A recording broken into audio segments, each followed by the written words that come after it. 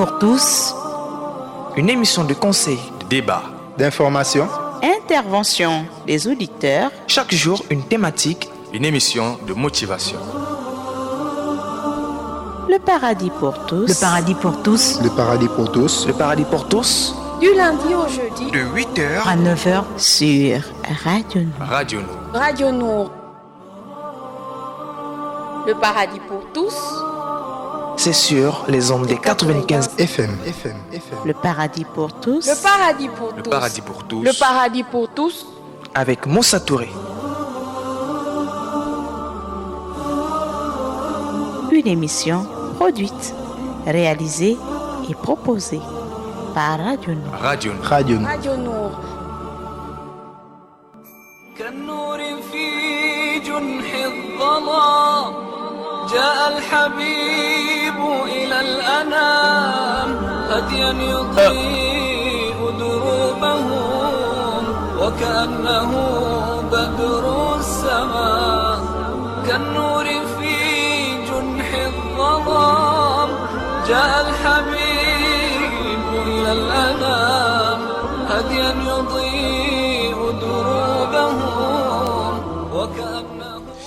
De retour dans le magnifique studio VRD 95 FM Radio Nour, la passion du savoir au service du développement. Comme l'a si bien dit l'imam, vous êtes à l'écoute du programme sur le paradis pour tous, un programme diffusé en direct tous les jours, du lundi, mardi, mercredi et jeudi, de 8h à 9h en direct sur les ondes des 95 FM. Et comme l'a si bien dit l'imam, aujourd'hui nous allons parler bien sûr de la vie après la mort. Voilà, Inch'Allah, c'est le 203e numéro de ce programme intitulé Le Paradis pour tous. Et ceux qui nous prennent en cours de ce programme, ils écoutent Le Paradis pour tous.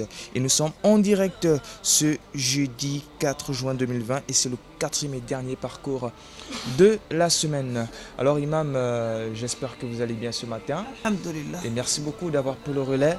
Comme toujours, qu'Allah vous récompense la meilleure des manières. Axel Combat pour la réalisation, de l'autre côté la belle vitrée. On va aller avec le hadith, la citation et revenir juste après avec l'imam, Inch'Allah.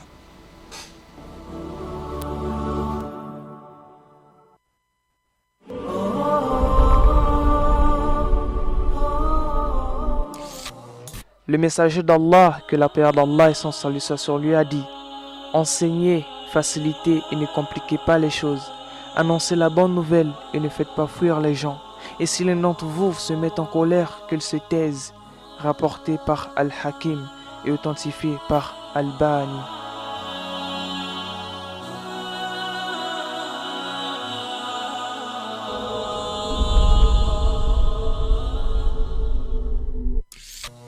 Le messager d'Allah, que la paix d'Allah et son salut soit sur lui, a dit: enseignez, facilitez et ne compliquez pas les choses. Annoncez la bonne nouvelle et ne faites pas fuir les gens. Et si l'un d'entre vous se met en colère, qu'il se taise. Rapporté par Al-Hakim et authentifié par Al-Bani.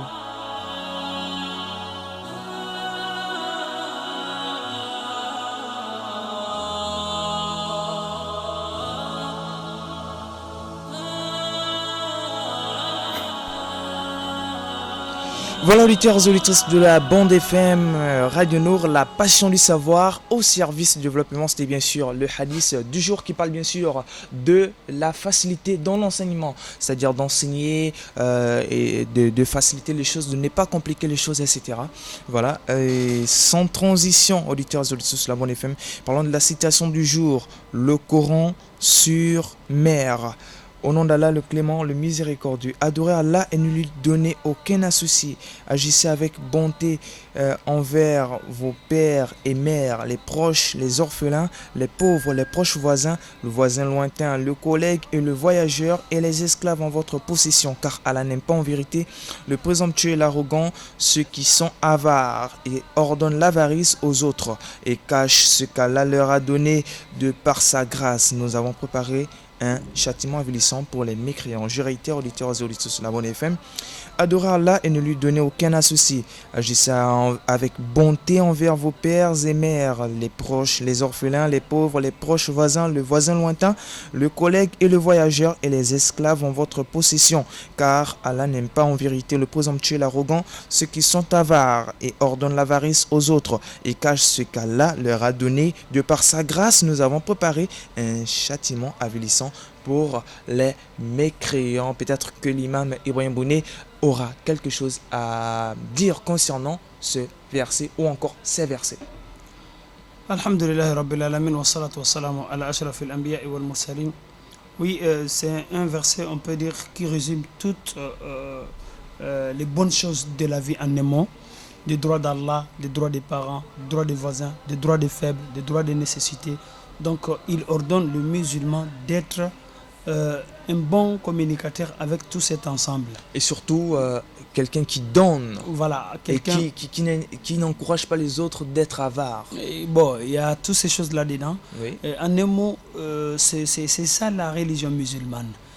Lorsque l'être humain est conscient, il a sa santé, il a tout ce que Dieu lui a donné, il doit tout premièrement remercier Allah subhanahu wa ta'ala. Donc quelqu'un ne tombe pas du ciel, il vient toujours entre une mère et un père. Donc après avoir donné le droit d'Allah qui est de lui adorer uniquement sans lui rien associer, donc il va passer à remercier aussi ses parents qui ont été la cause de sa naissance ou de son existence.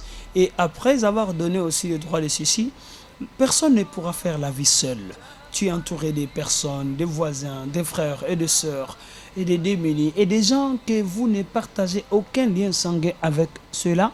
Mais même à ceux-là, il faut les faire du bien. Il faut les faire du bien. Mais dans le cas contraire, ceux qui vont s'entêter, ceux qui ne vont pas donner sens à leur vie, ceux qui pensent qu'ils sont là pour soi-même et ceux qui pensent qu'ils sont tombés du ciel, personne ne les a fait du bien et aucun être ne les a créés, etc. Ils vont faire l'arrogance, ils vont faire des humiliations, ils vont faire des mépris à l'endroit de ces pauvres qu'ils n'ont pas choisi d'être pauvres, à l'endroit de ces incapables qui n'ont pas choisi d'être incapables, etc.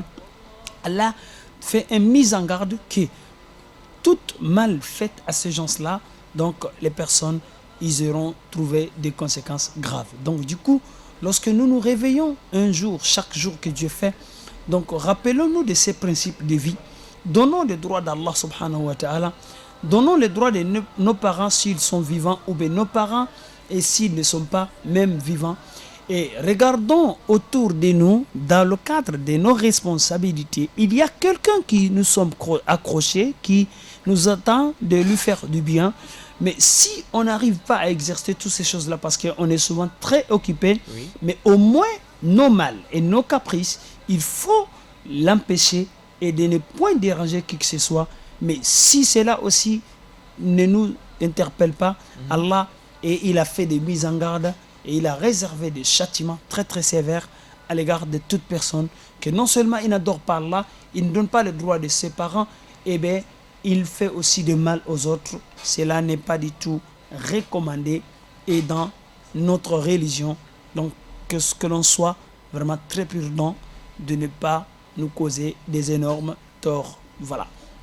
Concernant aussi le oui, hadith du jour que vous avez cité et que nous en avons abordé par le passé, cela rentre aussi dans le cadre de l'éducation et de l'information et de la formation et d'aider quelqu'un à lui donner de bonnes choses. Et dans la vie, le prophète sallallahu alayhi wa sallam étant l'enseignant de tous les temps, le meilleur d'ailleurs, étant le messager le plus, celui qui nous a donné tout bon enseignement qu'on est en train de parler de tous les temps, il a dit yassiru, facilitez, wala tu'assiru, ne compliquez pas. Allah subhanahu wa ta'ala, il nous dit wa ma ja'ala alaykum fi ad-din min haraj. Donc si on ressent la complication quelque part, ça vient de la part de la compréhension des hommes ou bien de non-contextualisation des choses. Sinon la religion musulmane est facile. C'est pour cela dans ce hadith magnifique, il dit facilitez, ne compliquez pas. Annoncez des bonnes nouvelles aux gens, n'annoncez pas, ne faites pas fuir les gens de la religion. C'est pour dire que si nous sommes dans notre rôle, si chacun donne l'information. Il a d'abord bien appris, il a compris et il a donné en méthodologie, en bonne et due forme, mais toute bonne conscience est censée de l'intercepter et de l'accepter et de l'exercer aussi dans la vie. Ça fait grand bonheur à celui qui divise cette information, à celui Merci qui beaucoup l'écoute. Imam pour toutes ces précisions. Alors le numéro disponible pour vos réactions est le numéro suivant, le 074 54 44 62, le 074 54 44 62. On se relaxe un tout petit peu et on revient juste après avec bien sûr l'instant de motivation avec l'imam Ibrahim Bouné qui est présent sur ce plateau. En attendant, vous pouvez appeler et bien sûr passer les salams.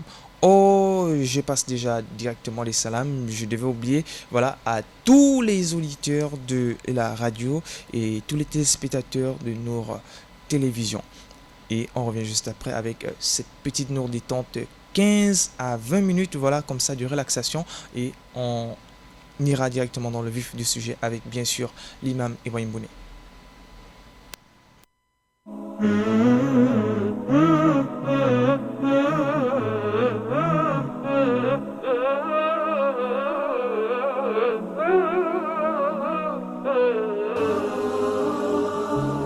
Le paradis pour tous. Le paradis pour tous. Le paradis pour tous. Le paradis pour tous. Du lundi au jeudi, De 7h à 9h. Sur Radio Nour. Radio. Radio Nour. لما نسمع اسم النبي لازم نصلي عليه اللهم صل عليه لما تيجي سيرة النبي نبدأها بالصلاة عليه اللهم صل عليه اسم النبي اللي دعا علينا وادعوا في الجنة يصلي بينا صلوا عليه الخير يجينا اللهم صل عليه صلوا على اللي هيشفع فينا لما بنصلي على نبينا بيصلي بيها الله علينا اللهم صل عليه لما نسمع اسم النبي لازم نصلي عليه اللهم صل عليه لما تيجي سيرة النبي نبدأها بالصلاة. Le 074 54 44 62, 074 54 44 62 pour vos appels, vos SMS et également vous pouvez appeler pour passer des salams, poser des questions à l'imam qui est en direct de cette émission, qui est présent sur ce plateau. Nous sommes en direct depuis la station de Batavia, Radio Nour située entre le Carrefour Saint-Germain et l'immeuble de rénovation, le bâtiment béton juste la mosquée de Batavia. Salam très spécial à tous les autorités du Conseil supérieur des affaires islamiques du Gabon, l'imam Ismaël Ousseini-Oussa, voilà, salam très spécial à lui, salam très spécial à tout le reste du staff du Conseil supérieur des affaires islamiques du Gabon, salam au directeur général de Nour Radio et Télévision, monsieur Issa Bissolo, salam très spécial à lui également et à toute sa famille, salam également à toute la famille de l'imam Ibrahim Bouné. J'espère que voilà, tout le monde va bien. Alhamdulillah. Alors, l'imam Ibrahim Bouné, vous avez parlé tout à l'heure lors du hadith du jour. Vous avez dit que lorsque quelqu'un a bien appris quelque chose, l'a bien compris, il lui incombe de l'enseigner. Alors, de quel genre de personne s'agit-il? D'une personne qui a juste bûché un hadith et puis qui a bien compris le hadith, doit-il obligatoirement l'enseigner ou alors c'est le contraire? C'est un peu de tout ça là. En premier lieu, ceux qui se sont livrés à cet épanouissement de la nation et de la communauté, notamment les enseignants, les imams, les encadreurs, etc. Mais que cela n'empêche d'une bonne foi qu'un musulman qui entend un hadith, un récit, un verset coranique qui comprend, de le transmettre aussi. Parce que le prophète sallallahu alayhi wa sallam, il a sollicité un jour Ballighu anni Oui. walau aya. transmettez de D'accord, moi ne serait-ce même qu'un verset. un verset. Alors, qu'en est-il de ceux, des imams ou des prédicateurs qui disent que n'enseignez pas sans science? Qu'est-ce que cela veut dire? Cela aussi est normal. Oui. Cela va dans le cadre de ceux qui se sont mis dans la disposition de ces métiers, de l'enseignement. Et normalement, il ne doit pas se donner cette mission sans être outillé, sans Voilà. aller à l'école, Sans avoir sans une base. comprendre. Parce que la connaissance est faite pour l'illuminer, D'accord. Oui, pour c'est montrer vrai. le chemin, pour éduquer et pour gérer les cas compliqués Et des pour ne situations. pas tromper les ignorants, parce que l'islam Voilà. est très sensible. Très sensible, non pas sensible en tant que tel, mais c'est large, c'est flexible. Ça peut s'adapter à beaucoup de situations, ou bien beaucoup de situations. Expliquez-nous, Voilà. donnez-nous un exemple, imam. L'exemple que je peux donner, la science en fait. Mhm. Toutes les sciences exactes aujourd'hui qu'on le voit, qui sont faites pour peut-être la vie de ce bas monde, peut-être pour se doter de l'argent, pour se doter du pouvoir, etc., n'acceptent aucune erreur à l'intérieur, parce que ça sera fatal. Tel que la mathématique, l'ingénierie, le pilotage, la médecine aujourd'hui. Moins d'erreurs là-bas, c'est fatal, la personne n'est plus en service. Et alors que ce ne sont pas faits pour la vie de au-delà généralement, mais c'est pour ici. On peut l'adapter aussi à la vie de l'au-delà. Oui, bien Imam. sûr, ça c'est un autre cadre. Oui, il faut aller dans tous les plans. D'accord, si on revient dans la religion, mais cet aspect de se former, de se outiller, d'être connaisseur, avant de te lancer avec la relation avec Dieu, c'est le plus raison est là. Parce que il est clair que nous sommes tous créés pour rien qu'adorer Allah subhanahu wa ta'ala. N'empêche que nous trouvons le bonheur ici-bas. Mais si on adore Allah avec ignorance, là on peut tout perdre. On peut perdre ici, perdre au-delà. C'est pour cela, être connaisseur ou apprendre la religion et pour connaître Dieu, pour exercer le droit, etc., c'est plus exigeable que dans toute chose dans la religion que autre chose. C'est pas pour rien. La religion, le prophète sallam, il dit talabul ilm, la science, la recherche de la science, farida, c'est une obligation. Obligation comment? Si vous ne le faites pas, vous aurez le péché. Comment? Parce que vous allez adorer Allah d'une manière qui n'est pas éligible. Vous allez donner le droit d'une manière qui n'est pas du tout vraie. Vous allez vraiment causer des torts. Donc l'ignorance, c'est dans ce cadre-là. Alors, vous avez apporté une preuve, disons que le prophète Ali salatu wassalam a dit dans un récit prophétique que transmettez de ma part ne serait-ce qu'un verset. C'est dans le Coran. Oui. Voilà. Et vous dites encore que pour enseigner, il faut apprendre. Voilà. Bon, on comprend là maintenant deux versions. C'est pas des versions.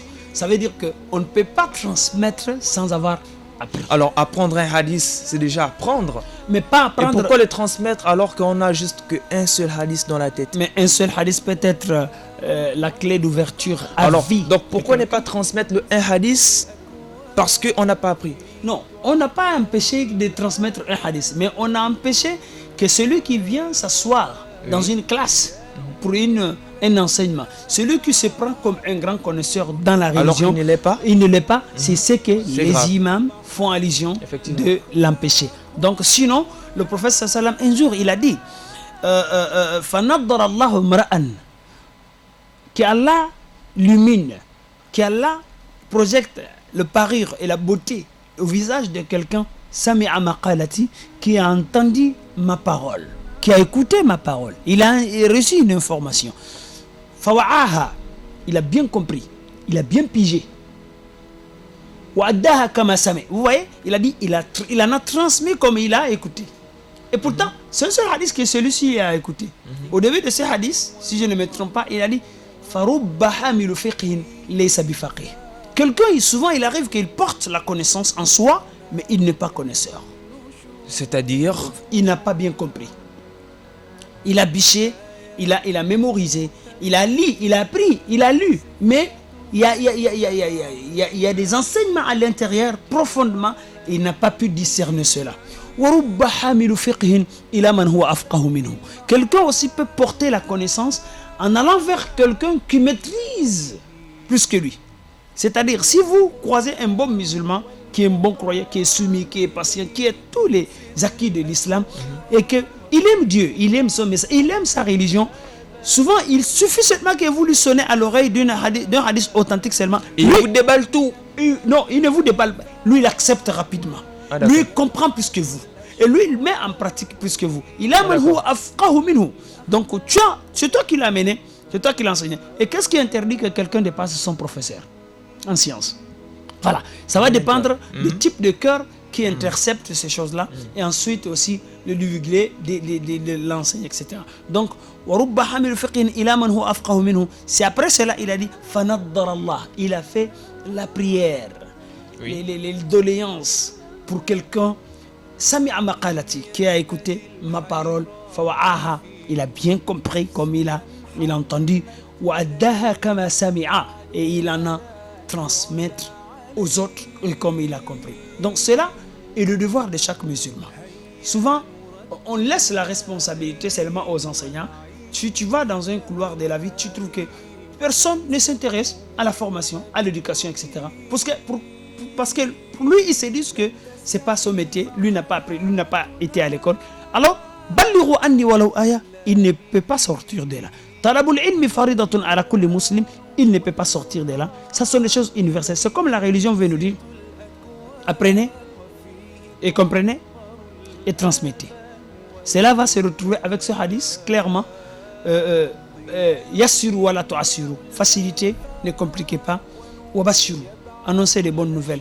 C'est pour cela le cas des situations compliquées qui nous arrivent souvent dans la vie, ne prenons pas de rancune ou bien de la colère. Vous voyez ce hadith là à la fin, il a dit lorsque l'un de vous se fâche, il se trouve en état de colère et qu'il se taise. Et pourquoi? Parce que souvent on connaît la vérité, on a appris la vérité, mais la colère nous fait déborder. La colère nous fait refuser une vérité, etc. C'est pour cela, par le passé, nous avons vraiment abordé ce genre de sujets.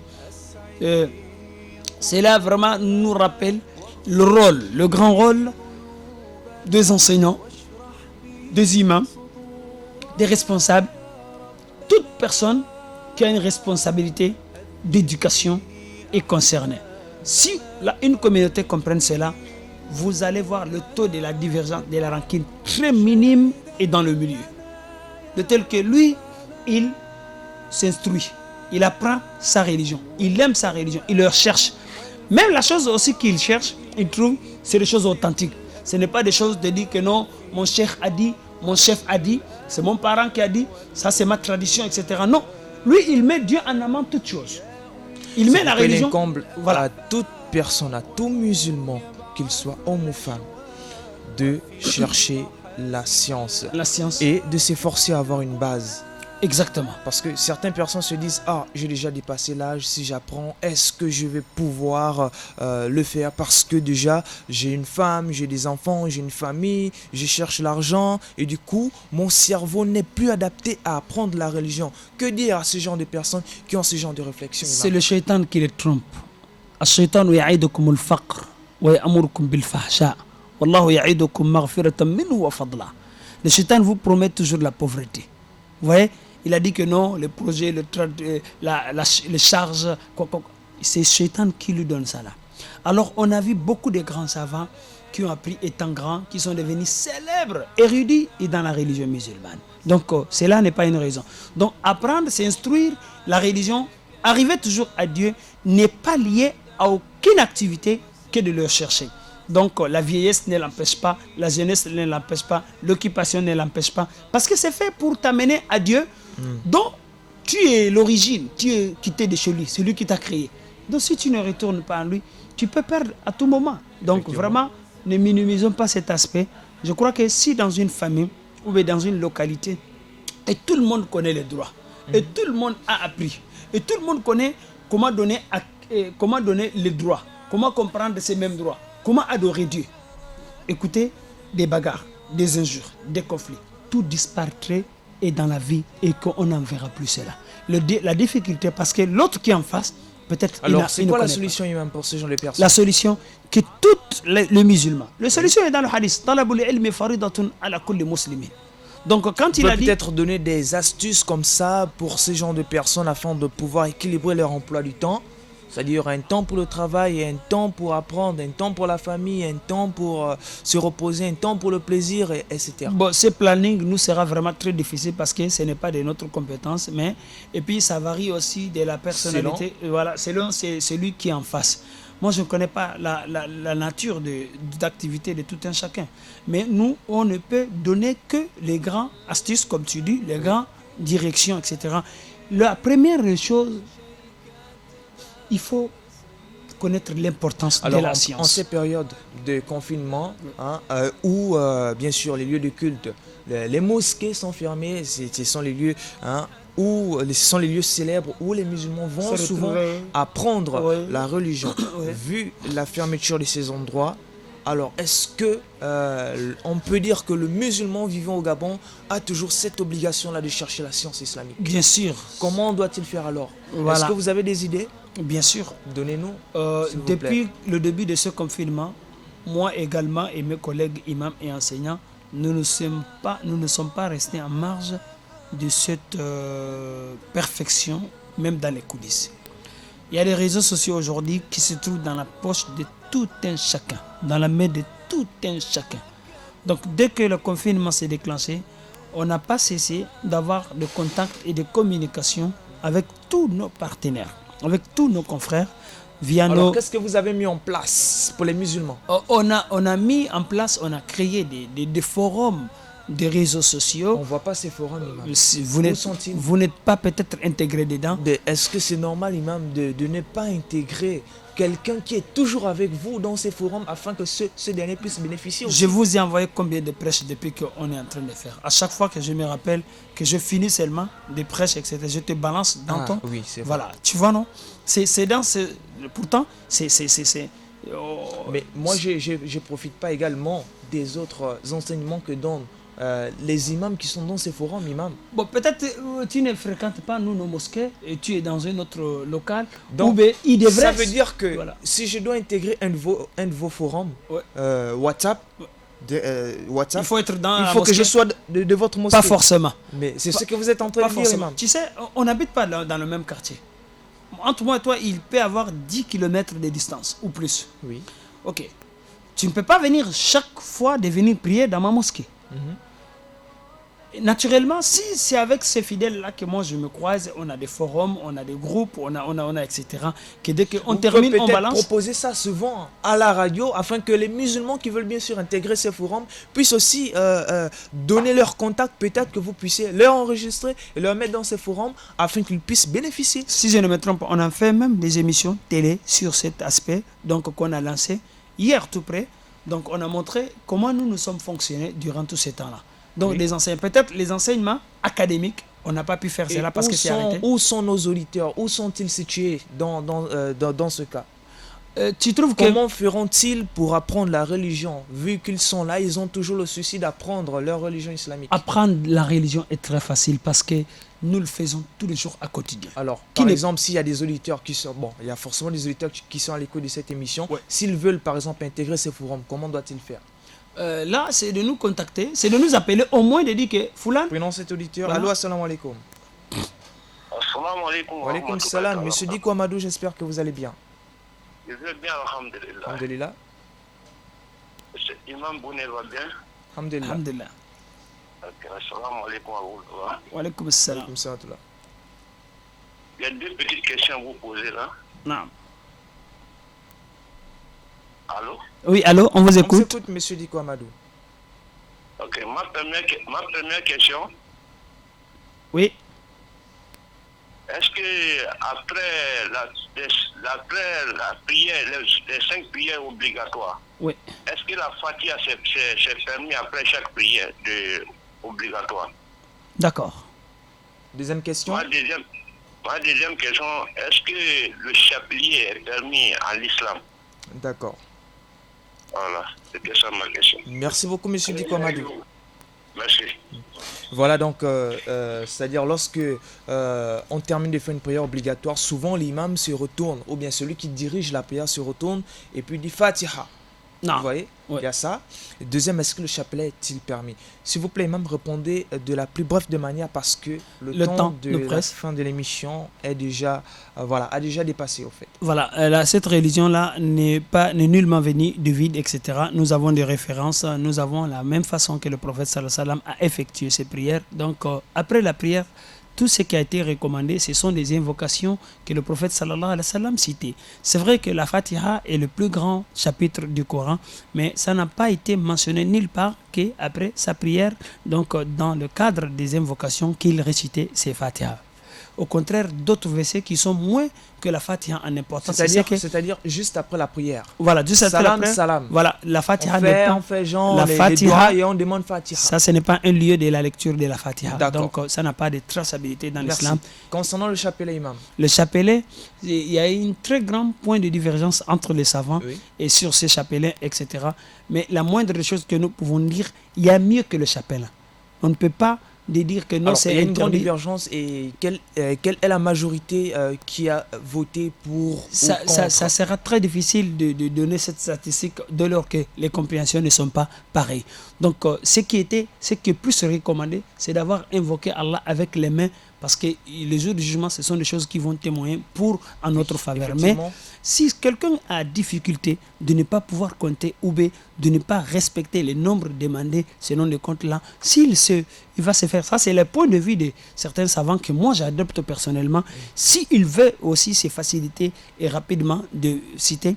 Donc le chapelet, on ne peut pas l'interdire comme ça. Donc il y a eu très grand bruit jusqu'à ce que certaines, vraiment, ils sont rentrés dans le cadre de se haïr, etc. Non? D'accord. Si je peux le faire avec mes mains, si c'est à la meilleure préférence. C'est la meilleure des manières. Voilà. Mais le chapelet, ça reste quelque chose comme une machine à calculer. D'accord. Donc, vous calculez les nombres de chiffres. Donc, ça n'a pas un grand côté spirituel que de matériel. Donc, D'accord. c'est sur ce côté que nous pouvons vraiment nous fixer et adopter cette petite réponse. D'accord. Si le Donc, temps nous restait, donc on allait amener donc, tout ce que les savants... les comptes avec bien sûr les doigts est plus meilleur que les comptes avec l'article de 33 x 3. Voilà. Voilà. Et aussi, lorsqu'on fait ça avec le chapelet, ne lions pas ça à aucune spiritualité. Ce n'est qu'un objet de comptage pour te Inch'Allah. faciliter à faire l'adoration. D'accord, merci. Voilà. Merci, qu'Allah vous récompense de la meilleure des manières. C'était le paradis pour tous et on est très heureux que vous soyez venus ici. De rien. Alhamdulillah, comme toujours. Lundi, même heure. Inch'Allah. Sinon, dimanche, le programme Jeunesse et Religion. Voilà. Et Al-Itisol à 20h sur Nord Télévision. Inch'Allah. Merci beaucoup Axel Combat pour cette belle réalisation et vous avez un très joli polo. Mashallah. Et sur ce, auditeurs et auditrices de la Bonne FM, merci de nous avoir écoutés. C'était le paradis pour tous. Monsieur Diko Amadou, j'espère que vous avez bien été édifié sur vos préoccupations. Assalamu alaikum wa rahmatullahi wa barakatuh.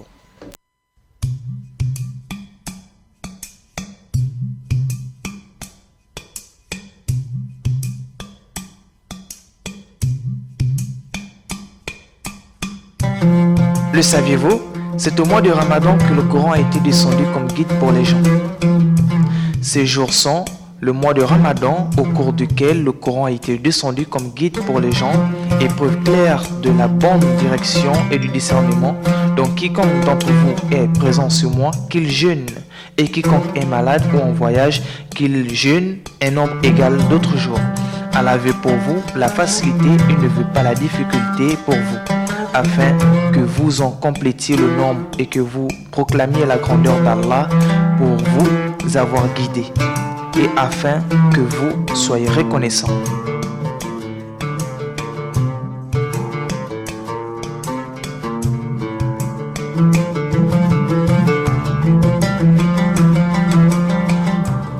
Le paradis pour tous. C'est sur les ondes des 95 FM. Le paradis pour tous. Le paradis pour Le tous. paradis pour tous. Le paradis pour tous. avec Moussa Touré. Une émission produite, réalisée et proposée par Radio Nord. Radio. Radio. Radio Nour.